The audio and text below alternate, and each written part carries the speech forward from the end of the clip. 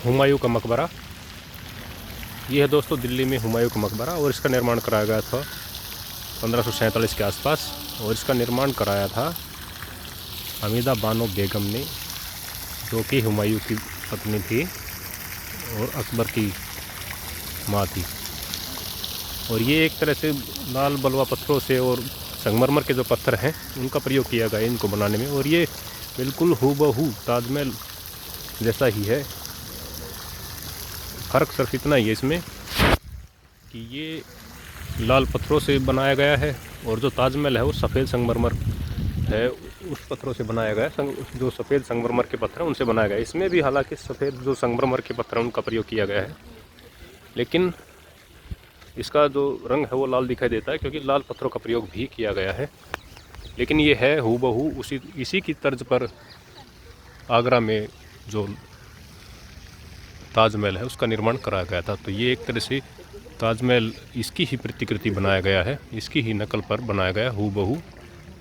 तो ये एक तरह से दिल्ली का ताजमहल भी कहा जाता है। और यह है हुमायूं के मकबरे में। और हुमायूं का जो मकबरा है इसमें मुग़ल परिवार की कम से कम 100 कब्रें हैं। एक तरह से इसको मुग़लों का शयनागार भी बोलते हैं कि उनके ही ख़ानदान की हैं। और ये जो यहाँ पर जितने भी मकबरे बने हुए हैं, या जो ये अभी आप देख रहे हैं ताजमहल जैसा ही बना हुआ है तो मकबरा, ये सभी जो फारसी वास्तुकला थी उस समय की, उस पर उसका प्रभाव है वो वास्तुकला पर साफ दिखाई देता है। ये था इसका प्रवेश द्वार, और साथ में एक अंदर एंट्री करते ही फवारा है वो भी लगा हुआ है, जो अभी चालू हालत में ही है। और ये है हुमायूं का जो मकबरा है उसका बाहर से नज़ारा।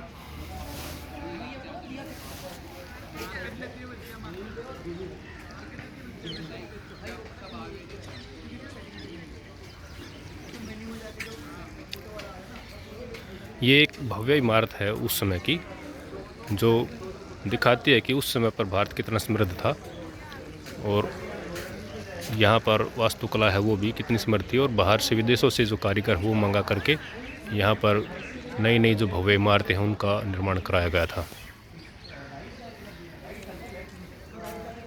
अब इसको अंदर चल के देखते हैं। ये सीढ़ियाँ,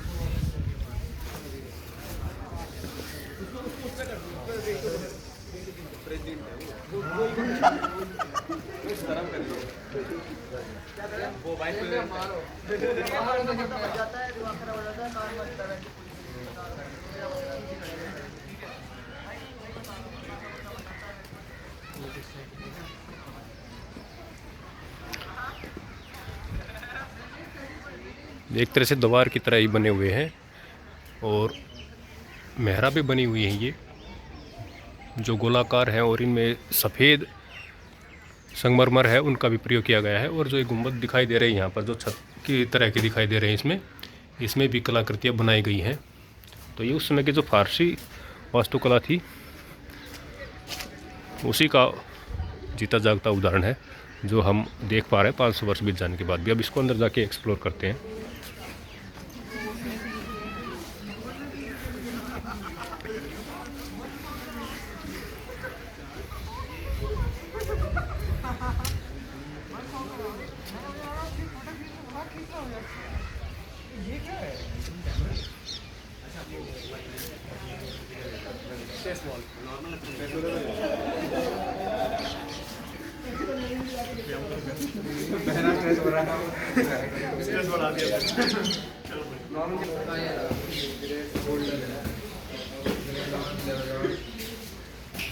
ये कम से कम 30 सीढ़ियाँ बनी हुई हैं ऊपर जाने के लिए, जो हुमायूं का टॉम्ब है उस पर।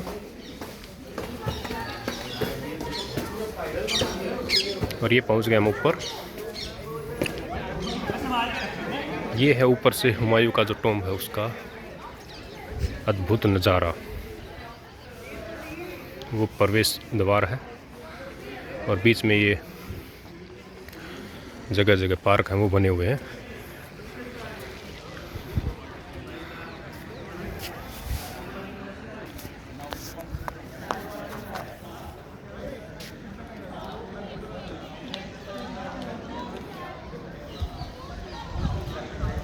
ये बना हुआ है हुमायूं का टॉम्ब।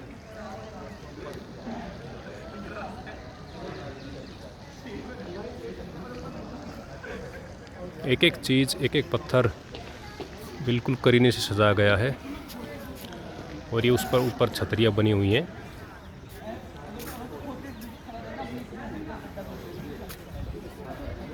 ये भव्य इमारत 500 वर्ष बीत जाने के बाद भी ठीक ठाक ही दिखाई देती है। ये जालियाँ लगी हुई हैं और अंदर बनी हुई है टॉम्ब, उनको देखेंगे। पहले अभी बाहर से देख लेते हैं इसको। दूर दूर से यहाँ पर देखने के लिए लोग आ रहे हैं विदेशों से भी।